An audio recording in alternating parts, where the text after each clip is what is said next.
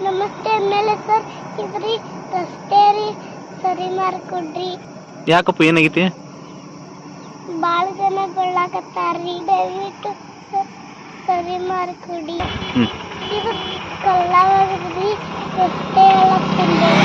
ಯಾರ್ಯಾರು ತುಂಬ್ರಿ? ನಾನು ನಮ್ಮ ತಮ್ಮ ತಂದೇರಿ. ಕಾಕಾರ ಕರ್ಕೊಂಡು ಬಂದ್ರಿ. ಇದ್ರಿ ರಸ್ತೆ ರೀ, ಕಲ್ಲಾಗದೇರಿ.